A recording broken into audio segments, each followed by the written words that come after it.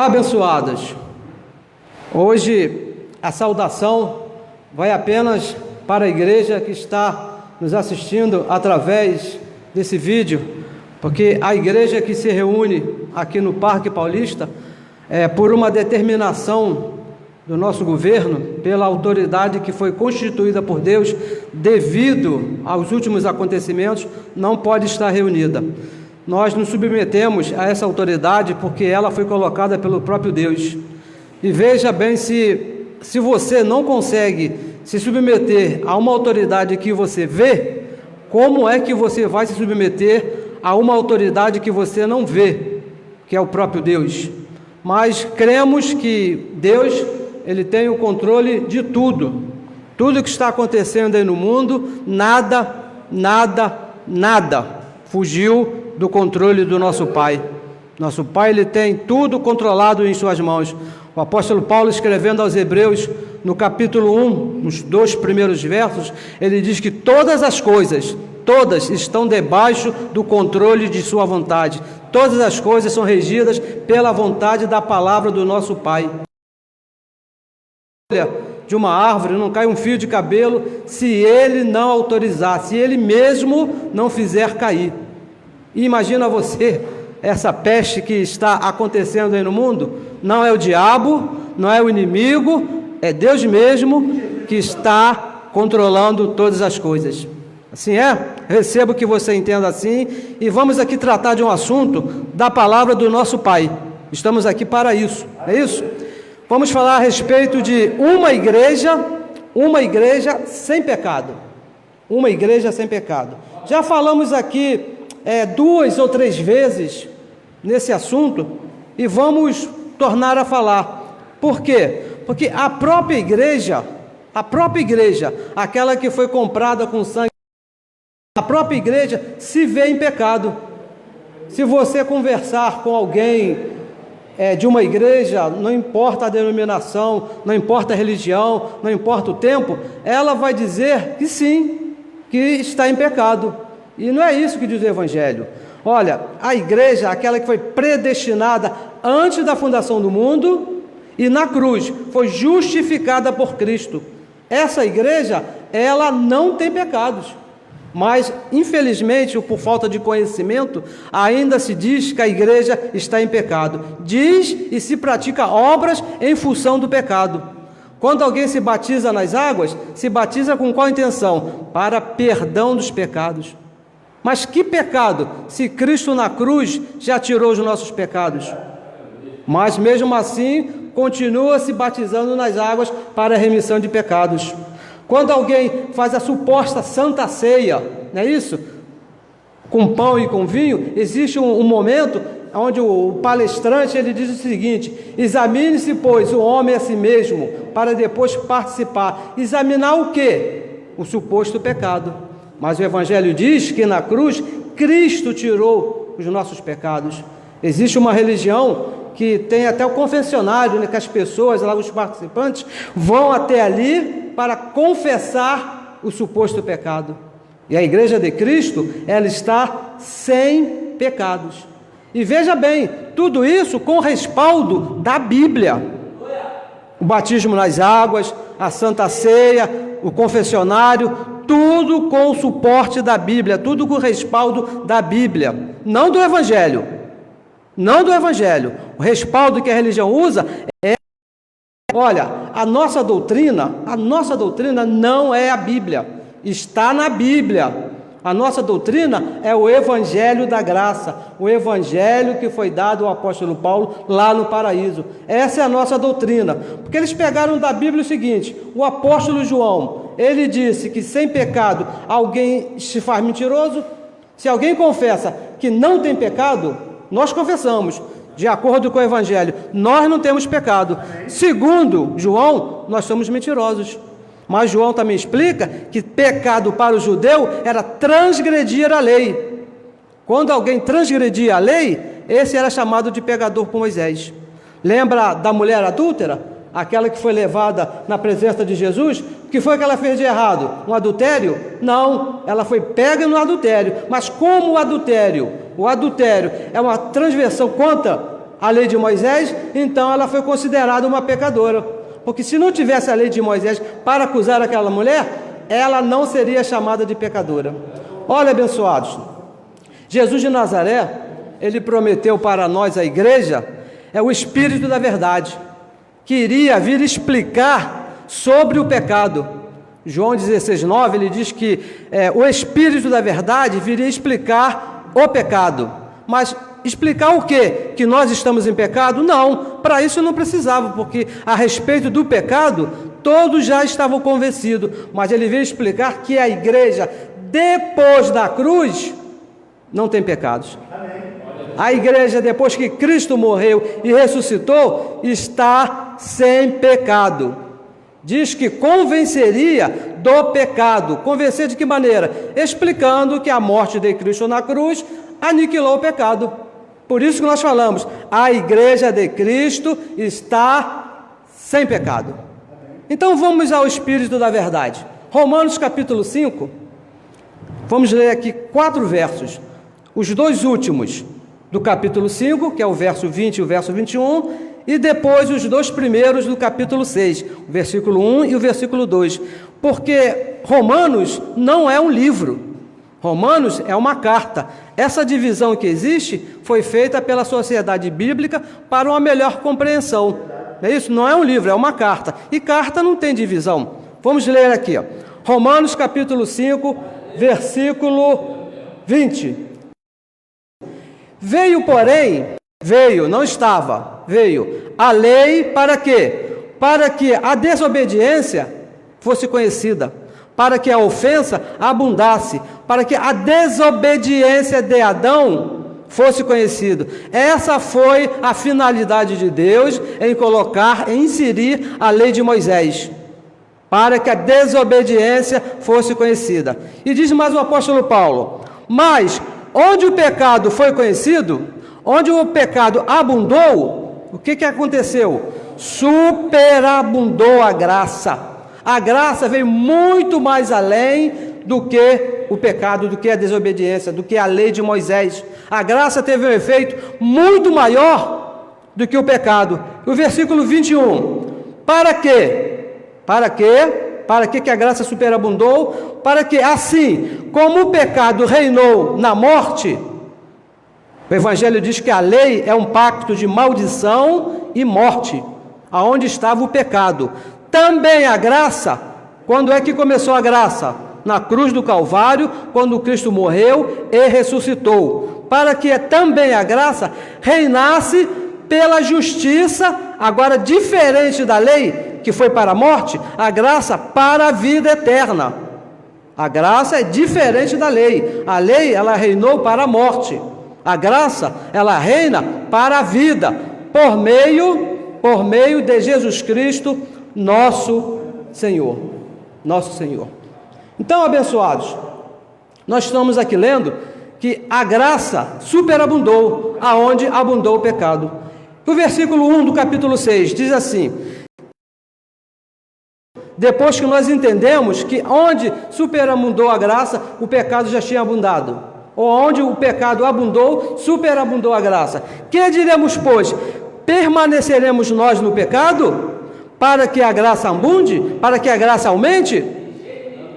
Versículo 2: de modo nenhum. Aí o apóstolo Paulo joga uma bomba no colo da religião, dizendo o seguinte: nós que estamos depois da cruz, nós que nascemos depois da cruz, estamos mortos para o pecado.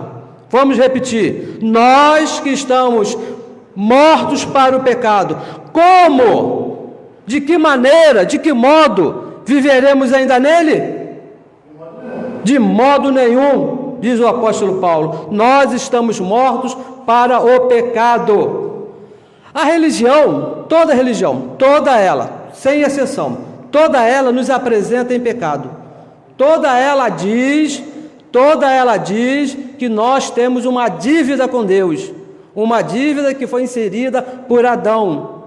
Olha, se você participou da macumba, nossos irmãos abençoados lá da macumba, eles vão te apresentar em pecado. Se você participou lá do catolicismo, Da mesma maneira, se você participou lá com nossos irmãos espíritas, também vão te apresentar em pecado. Os nossos irmãos chamados evangélicos também vão te apresentar em pecado. A pergunta agora é a seguinte: o que diz o Evangelho da Graça? O que explica o Espírito da Verdade? O que ele diz? Vamos repetir aqui no versículo 2. Romanos capítulo 6, versículo 2. Ele diz o seguinte: de modo nenhum nós, inclui você que nasceu depois da cruz, não importa a sua situação financeira, não importa onde você viva, não importa a sua condição moral, social, nada. Nós que estamos depois da cruz, estamos mortos para o pecado. Estamos mortos para o pecado. E como vamos viver ainda nele? Como? De que maneira? Você sabe o que significa morto ao pecado? Uma pessoa que está morta ao pecado? O pecado, a dívida do pecado, não tem poder sobre nós. É isso que significa. O que Adão fez lá não tem mais poder sobre nós. As consequências do pecado não podem nos afetar. A desobediência de Adão não pode mais nos afetar. Porque o que aconteceu ali foi que os filhos foram afastados de Deus. E aquelas consequências não podem nos mais afastar de Deus. Mas o que acontece, abençoados, o que vem acontecendo o engano, ele é formado nas religiões por causa das obras da carne. Porque toda a carne, ela tem as suas debilidades. Gálatas capítulo 5, veja só o que diz aí. Gálatas capítulo 5, aqui está a razão da Igreja de Cristo pensar, entender que está em pecado. Gálatas capítulo 5, versículo 19, diz assim: porque as obras da carne, não diz o pecado da carne, porque nós já lemos que nós estamos mortos para o pecado, porque as obras da carne são manifestas, são conhecidas. Todas as carnes manifestam essas obras aqui, as quais são prostituição, impureza, lascívia, idolatria, feitiçarias, inimizade, porfias, emulações, iras, pelejas, dissenções, heresias, invejas, homicídios, bebedice, e vai aqui uma relação enorme, das quais poderíamos acrescentar mais algumas. Então, nós estamos dizendo que essas obras não são pecados. Não é pecado. Uma pessoa que comete adultério, por exemplo, uma pessoa adúltera, é uma pessoa pecadora? Não. Quem comete adultério é adúltero, é uma adúltera, não é uma pecadora. Então você está me dizendo que eu posso adulterar, que eu posso beber, que eu posso fumar à vontade, que eu posso viver uma vida de mentiras? Para você que pensa assim, vire a página aí da sua Bíblia, no capítulo 6 de Gálatas, no versículo 7. Você está morto para o pecado. Mas a mesma lei do Evangelho diz o seguinte: não erreis, não se deixe se meter debaixo das obras da carne. De Deus não se escarnece, de Deus não se zomba, com Deus não se brinca, porque tudo que o homem semear, isto também ceifará, também colherá. Se você quer viver uma vida de mentiras, uma vida de prostituição, você vai viver, você vai continuar morto ao pecado, porque a dívida já foi paga. Mas o que é que você vai colher? Você sabe o que você vai colher, não é isso? Porque o Evangelho diz que as obras da carne são conhecidas. Você sabe o que você planta, você também sabe o que vai colher. Mas pecado você não tem. Por quê? Colossenses capítulo 2, veja o que diz aí, Colossenses capítulo 2, versículo 14, a respeito da dívida chamado pecado que Adão cometeu. Havendo riscado a cédula que era contra nós, nas suas ordenanças, a qual de alguma maneira nos era contrária. Se você não tem assim uma debilidade de prostituição, com certeza você pode ter uma debilidade de mentira. Se você não tem a debilidade de mentira, com certeza você pode ter uma debilidade de bebedice ou de outra coisa qualquer. De alguma maneira a sua carne vai te puxar. E diz aqui: havendo riscado a cédula que era contra nós, nas suas ordenanças, a qual de alguma maneira nos era contrária, e a tirou do meio de nós, Quem tirou? Cristo na cruz tirou a dívida que nós tínhamos com Adão. De que maneira? Cravando-a na cruz. A dívida foi cravada na cruz. Não existe mais dívida que foi imputada por Adão, porque Cristo pagou a dívida do pecado que era contra nós. Por isso que o apóstolo Paulo diz: nós que estamos mortos ao pecado, porque a dívida foi paga. E se foi pago, não tem mais dívida.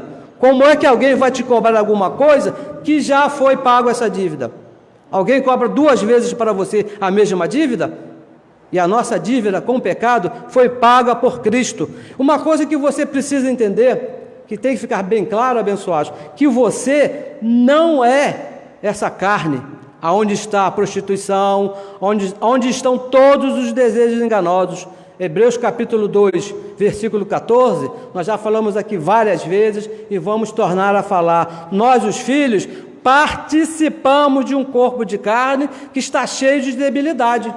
Todas essas obras que foram citadas pelo apóstolo Paulo em Gálatas estão inseridas no nosso corpo físico, no nosso corpo mortal, mas nós não somos esse corpo mortal.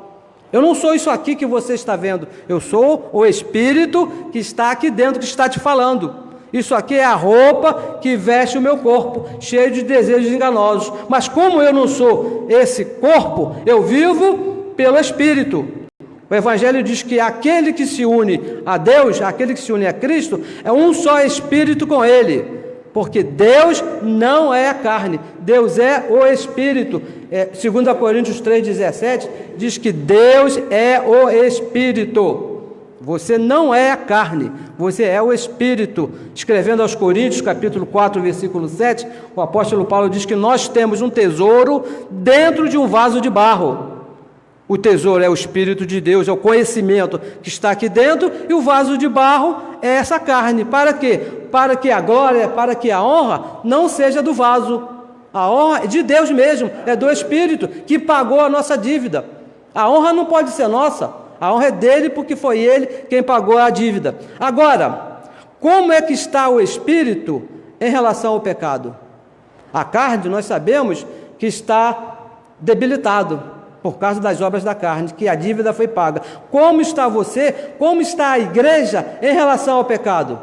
Hebreus capítulo 10, veja aí, ó, Hebreus capítulo 10, versículo 4. Como está a igreja? Por quê?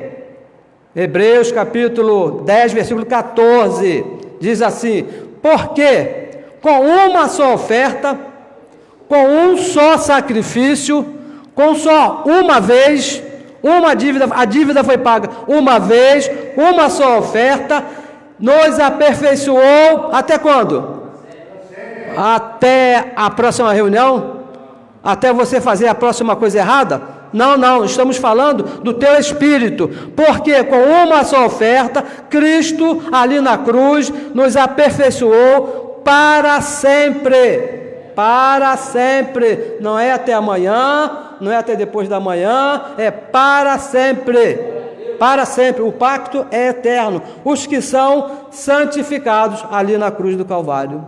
Gálatas capítulo 5, veja aí, mais um exemplo de como está a igreja no Espírito, porque a igreja é o Espírito, não é a carne. Romanos capítulo 5, versículo 1, diz assim, ó: sendo, pois, justificados pela fé.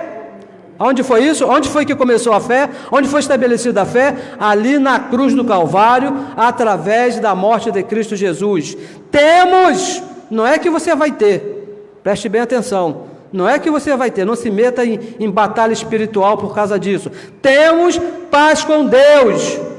Não é que você vai ter paz com Deus. Depois que Cristo morreu na cruz, todos os filhos estão em paz com Deus, por nosso Senhor Jesus Cristo. Não estamos em debilidade, nós estamos justificados por Ele, estamos em paz com Cristo. Romanos capítulo 8, veja aí, Romanos capítulo 8, versículo 1, diz assim, ó: portanto, agora quando? Depois que você fez o jejum? Depois que você fez o sacrifício? Não, agora, o agora do Evangelho é a cruz, o ponto de partida da igreja é a cruz. Agora, nenhuma nenhuma, veja bem, nenhuma condenação há para os que estão aonde? Em Cristo Jesus. Nenhuma condenação. Assim está a igreja de Cristo, abençoado. Nada pode te condenar. Nada pode te condenar, porque nós estamos em Cristo Jesus, que não andam segundo a carne, porque nós não somos carne. Nós somos o quê? Espíritos, mas segundo o Espírito. E no Espírito nós estamos assim, ó, sem nenhuma condenação.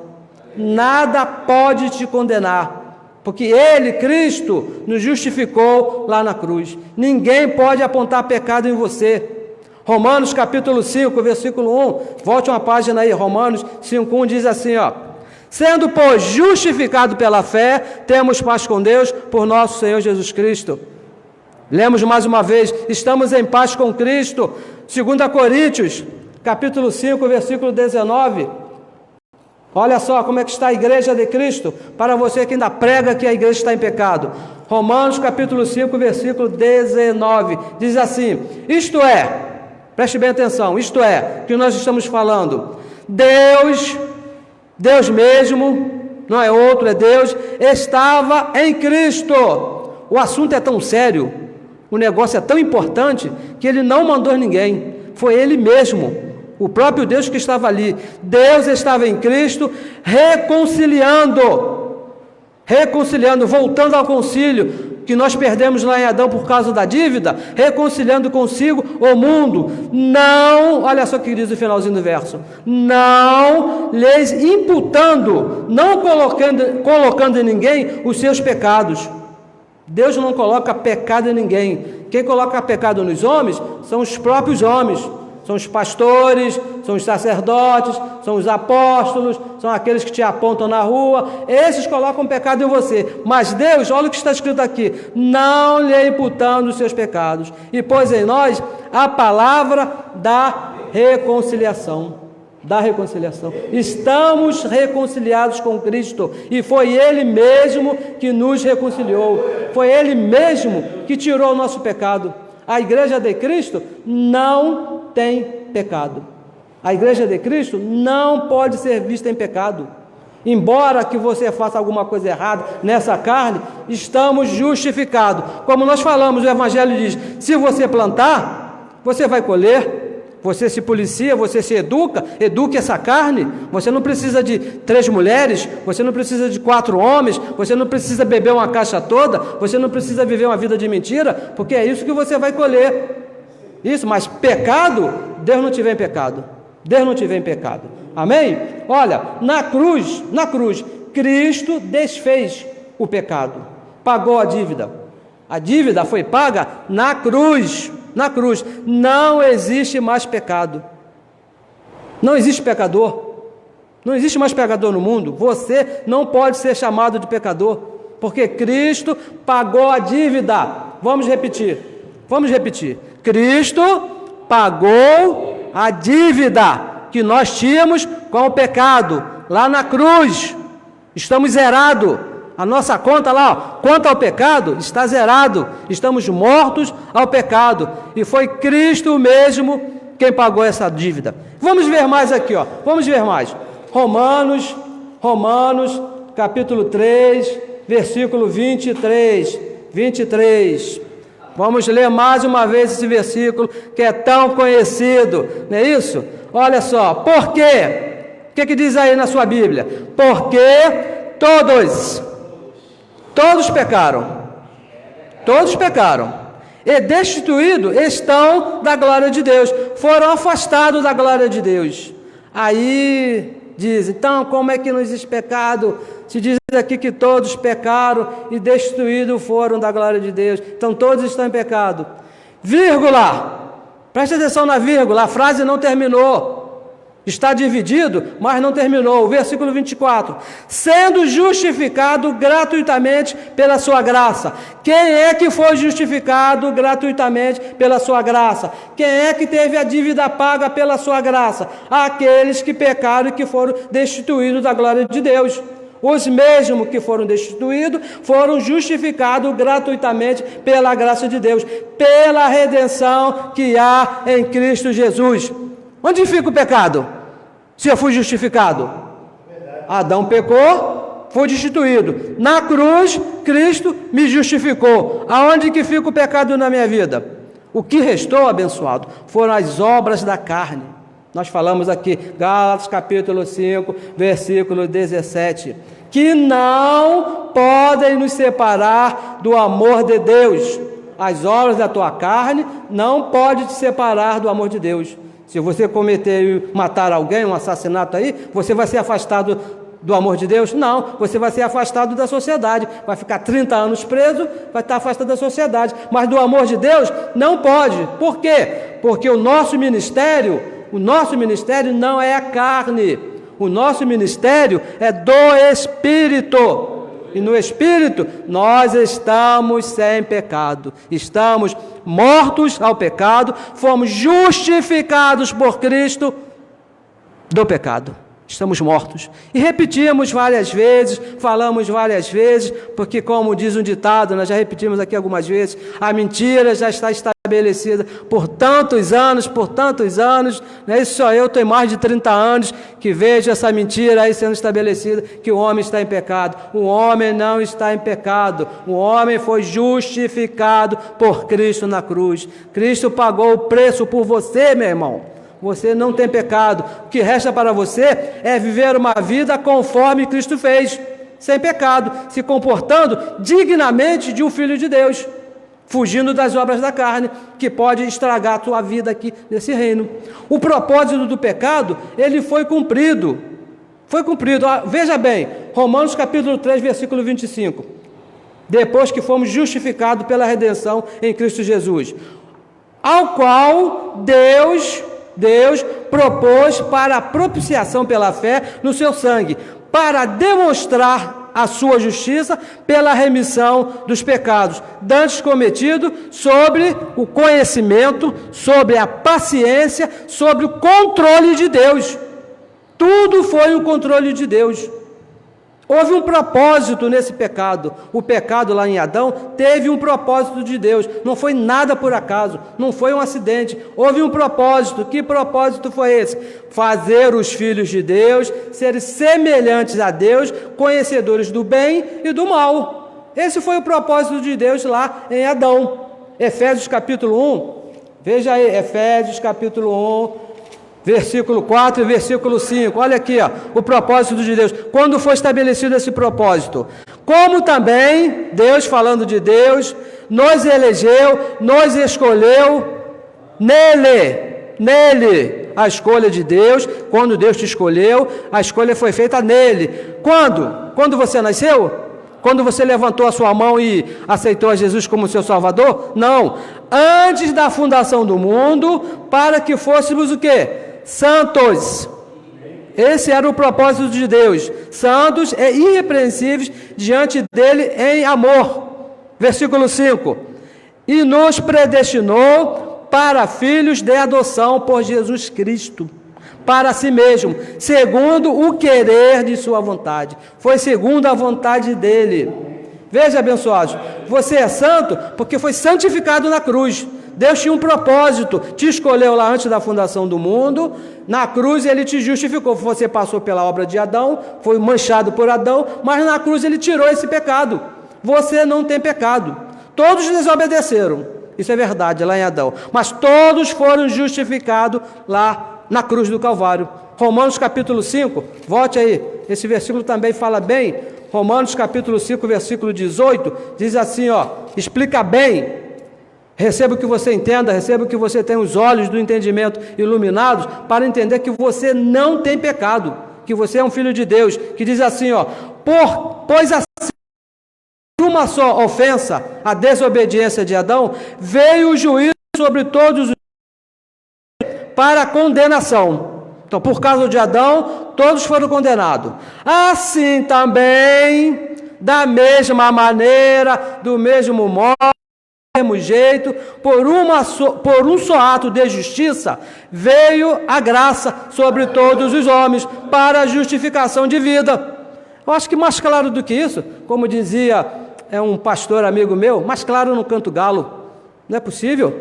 Está dizendo aqui que lá em Adão todos foram feitos pecadores. Na cruz todos foram redimidos, todos foram limpos. Adão sujou, Cristo limpou. Você está depois da cruz, então você está o quê? Está sujo? Não, você está limpo. Um propósito abençoado, um plano de Deus consumado na cruz. O pecado passou da cruz, parou. Cristo na cruz fez assim, ó, stop para o pecado. Parou, acabou. O pecado não ultrapassou a cruz. Não podia, porque o pacto é um pacto de vida, um pacto de melhores promessas. Não poderia haver pecado. Romanos capítulo 5, versículo 19, leia aí, ó.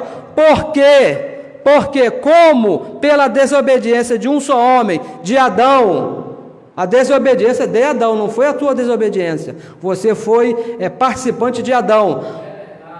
Como pela desobediência de um só homem, muitos, inclui você, inclui eu, muitos foram feitos pecadores, foram feitos pecadores. Assim, pela obediência de um, Cristo na cruz, pela obediência de Cristo na cruz, serão feitos o quê? Justos, justificados, que fomos nós. Nós estamos depois da cruz, nós fomos justificados por Cristo. Repetimos, a igreja de Cristo não tem pecado. A igreja que está aqui, ó, nesse mundo, não é quando você chegar lá no céu, no paraíso, não. A obra de Cristo na cruz nos alcançou nesse corpo, porque nós somos o Espírito, nós não somos esse corpo aqui. O Espírito que está aqui dentro desse corpo. E veja bem, abençoado, isso é uma coisa tão notória, tão simples, tão comum, que o próprio João Batista, lá antes da cruz, ele já anunciava que isso iria acontecer. João capítulo 1, versículo 29. Livro histórico de João, olha só, leia aí por favor. João capítulo 1, versículo 29, diz assim, ó. No dia seguinte, João, que estava batizando, viu a Jesus que vinha a ele e disse, olha o que João disse a respeito de Jesus de Nazaré, antes dele chegar na cruz, hein? Eis o Cordeiro de Deus, que faz o quê? O que faz o Cordeiro de Deus?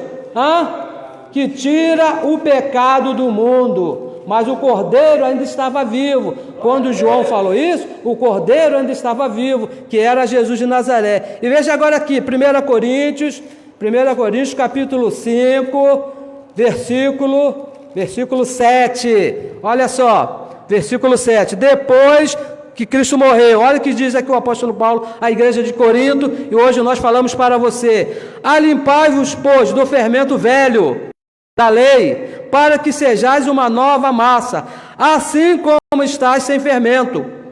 Você está sem fermento, porque Cristo, nossa Páscoa, nosso Cordeiro, Cristo foi o nosso Cordeiro, que foi anunciado lá por João Batista, já foi o quê?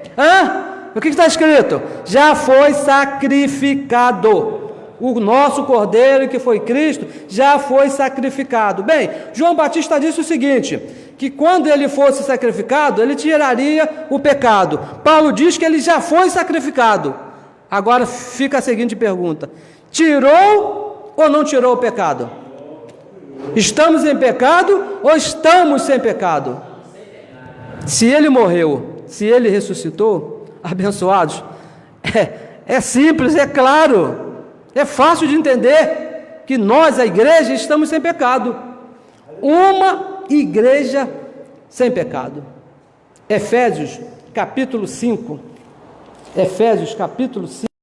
versículo 27, diz assim, Efésios capítulo 5, versículo 27, para apresentar a si mesmo, Deus apresenta a igreja para Ele mesmo, a si mesmo, igreja gloriosa, sem mácula, sem mancha, sem ruga, ou qualquer coisa semelhante, mas o que? Mais santa, inculpável, sem pecado.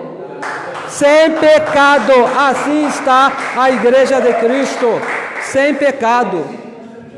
É assim que nós temos que nos ver, quando você se olhar no espelho, você vai ver uma carne, mas dentro dessa carne e tem uma igreja ali dentro, você faz parte da igreja, santa e irrepreensível. E tem um detalhe muito importante, hein? Um detalhe que não pode faltar. Nós já nascemos assim, sem pecado.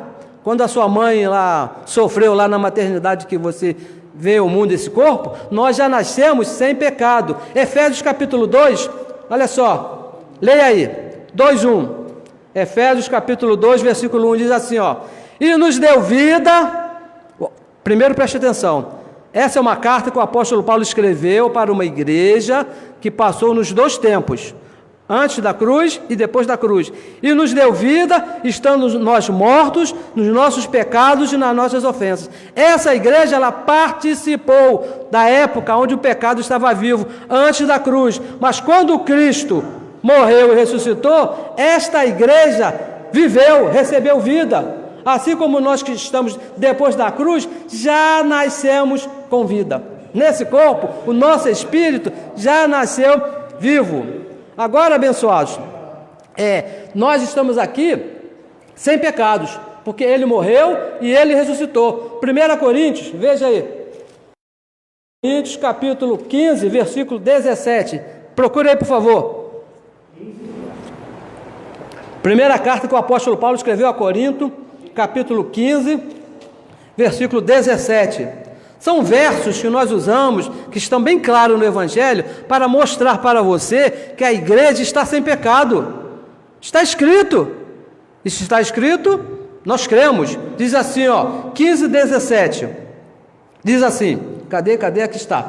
E se Cristo não ressuscitou, preste atenção, nós cremos fielmente que Cristo morreu e Cristo ressuscitou. O apóstolo Paulo está fazendo aqui um faz de conta. Olha só, e se Cristo não ressuscitou, é vã a nossa fé.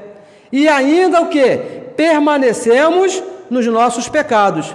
Então Paulo está dizendo o seguinte, olha, se Cristo não ressuscitou, qual seria a condição da igreja em relação ao pecado? Estaríamos em pecado. Mas acontece que Ele morreu e ressuscitou. Então como é que está a igreja? Sem pecados. Meu irmão, tem que haver uma diferença. Tem que haver uma diferença entre a morte e a vida. Se Ele morreu e ressuscitou, nós estamos sem pecado. Se Ele continua vivo, se Ele não sobe naquela cruz, se Ele desiste no último momento, a igreja estaria em pecado. Mas Ele morreu e Ele ressuscitou, e nós estamos sem pecado. E tem mais, dos nossas falhas, dos nossos erros, diz o apóstolo Paulo escrevendo aos Hebreus, no capítulo 8, no versículo 12. Para você que ainda se lembra de alguma coisa errada que você faz, de algum pecado, Hebreus capítulo 8, veja que diz o apóstolo Paulo, 8, versículo 12, diz assim, 12, porque serei, Deus falando, porque serei misericordioso para com suas iniquidades. E foi, né? Ele morreu lá na cruz.